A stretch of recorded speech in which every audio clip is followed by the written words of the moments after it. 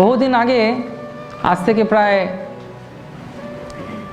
150-200 বছর আগেও, কি বলুন 1000 বছর আগেও নিয়ম ছিল, যে যা রোজগার করবে তার একটা পোর্শন, যে রোজগার করবে ভগবানকে দেবে। কীভাবে দিত? তারা একটা লাইন টানতো নিজের মাঠে, এবং যে অর্থ উপার্জন করতে সে অর্থগুলোকে ওপরে ছড়ে দিত।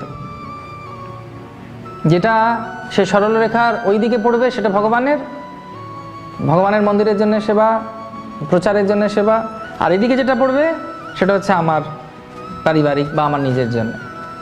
কিছুদিন গেল, কলির প্রভাব বাড়লো, সে সরলরেখা না হয় একটা গোল হয়ে গেল, একটা বৃত্তাকার গোল তৈরি করতো, দিয়ে ওপরে ফেলতো।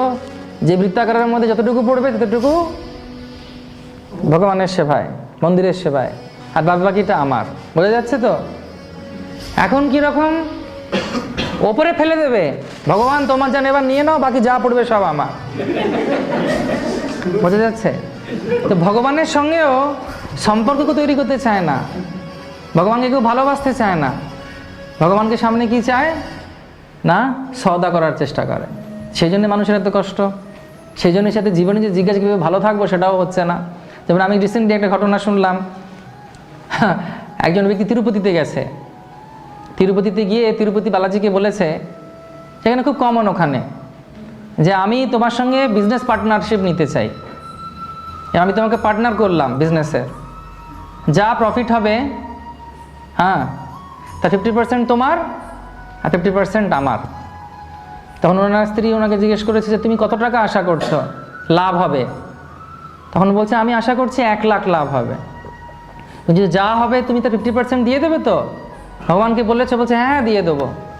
কিন্তু লাভের অঙ্কটা দেখা যায় 1 বছর পর 50,000 হয়েছে। তখন সেই ব্যক্তি বলছে, ও ভগবান তুমি খুব চালাক, তোমার পোর্শনটা নিয়ে আমাকে বাকিটা দিয়েছ, তুমি তো খুব বুদ্ধিমান আছো। কিন্তু সেটা কিন্তু ভগবানের সঙ্গে সম্পর্ক তৈরি করা নয়। তো শাস্ত্রে বলছে যে যখন একমাত্র একজন ব্যক্তি আনন্দের খোঁজ করছে, সে একমাত্র আনন্দ পাবে যখন সে ভগবানের সঙ্গে সম্পর্কিত হবে। কারণ ভগবানের স্বরূপ কি? শাস্ত্রে বলছে ঈশ্বর পরমা কৃষ্ণ সচ্চিদানন্দ বিগ্রহ অনাদির আদি গোবিন্দ সর্বকারণের কারণম। আমরা যে আনন্দ খুঁজছি, যার কাছে আনন্দ আছে সেই একমাত্র আনন্দ আপনাদেরকে দিতে পারবে। যার কাছে আনন্দ নেই সে দিতে পারবে না। কোনো জড়জাগতিক ব্যক্তি সে আনন্দ দান করতে পারবে না আমাদের। কেন? তার ক্ষমতার মধ্যে সেটি নেই। কিন্তু ভগবান যেহেতু স্বরাট এবং ভগবানের স্বরূপ কীরকম, তার শরীরটা তৈরি হয়েছে আনন্দ দিয়ে।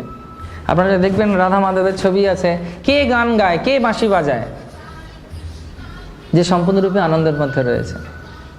আধ্যাত্মিক জগতের যে বর্ণনা করা হয়েছে, সে বর্ণনাটা কীরকম না, সেখানে কেউ হাঁটে না, সবাই নাচ করে। সেখানে কেউ কথা বলে না, সেখানে সবাই গান করে। বোঝা যাচ্ছে? ব্যাকগ্রাউন্ড মিউজিক আসছে গানের হয়তো, সেখানে সবাই গান করে। সেখানে জল, যতগুলো জল আছে সরোবরে, সব হচ্ছে অমৃত। প্রত্যেকটি গাছ হচ্ছে চিন্তামণি বৃক্ষ, এবং যতগুলো পাথর আছে ওখানে, সে পাথরগুলো হচ্ছে সব হচ্ছে পরশমণি। কারা কারা যেতে চান সেরকম জায়গায়? কারা কারা যেতে চান?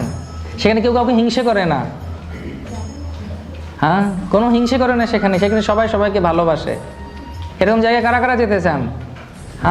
এই ভালোবাসার কথা শুনে দেখুন সবার হাত উঠে যাচ্ছে, কারণ এই জগতে ভালোবাসার অভাব আছে। আমরা যেটাকে ভালোবাসা বলি সেটা ভালোবাসা নয়। অনেক গান আছে ভালোবাসা নিয়ে, গেয়ে গেয়ে ক্লান্ত হয়ে যাবেন, ভালোবাসা পাবেন না। তার কারণটা হচ্ছে জড়জগতে ভালোবাসা নেই। জড়জগতের একমাত্র আধ্যাত্মিক জগতের প্রতিচ্ছবি হচ্ছে এই ভালোবাসা, সেটা হচ্ছে জড়জগৎ। সেই জন্য যখন আমরা ভগবানের সঙ্গে সংযুক্ত হব, ভগবানকে ভালোবাসবো, ভগবানের কথা মানব, তখন দেখবেন আমরা সবাইকে ভালোবাসতেও পারছি, এবং আমার সঙ্গেও অন্যদের সম্পর্ক খুব ভালো হয়ে যাচ্ছে। কেন? তার কারণ হচ্ছে নিঃস্বার্থভাবে একমাত্র যদি আমরা ভগবানকে ভালোবাসি, তার যে শক্তি আমাদের উপরে প্রভাব বিস্তার করে, এবং সম্পূর্ণরূপে আমরা ভেতর থেকে আনন্দময় হয়ে থাকি। যে ভেতর থেকে সন্তুষ্ট, তার বাইরে জগতের কোনো কিছুর প্রয়োজনীয়তা নেই। কেন মানুষ বিরক্ত হয়? তার কারণ হচ্ছে, কেন রেগে যায়, কেন উত্তেজিত হয়ে যায়? কারণ কি? ভেতর থেকে সন্তুষ্ট নয় বলে। তার ভেতরে যে খিদে আছে সেটা পোষণ হচ্ছে না। এবং সেই জন্যে জড়জাগতিক যে কোনো সেমিনার করে, জড়জাগতিকভাবে যে কোনো আলোচনা করে, আলোচনা সভা আয়োজন করে মানুষের এই ভেতরের কার যে খিদেটা সেটা মেটানো যাবে না। তার কারণ আমরা সেভাবে তৈরি নয়, বিশেষত যারা ভারতবাসী, আপনাদের মতো ব্যক্তিত্ব যারা, যাদের রক্তের মধ্যে রয়েছে ভগবানের প্রতি ভক্তি, যাদের রক্তের মধ্যে রয়েছে, সে যে কোনো ধর্মেরই হোক না কেন, প্রত্যেকের মধ্যে কিন্তু সেই ভগবত ভক্তির গুণ রয়েছে। এটা স্বাভাবিক।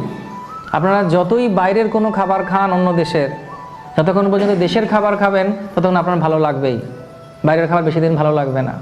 ঠিক সেই রকমভাবে ভগবানকে যদি আমরা ভালোবাসতে পারি তাহলে আমাদের এই দৌড়ানোটা কমে যাবে বা থেমে যাবে।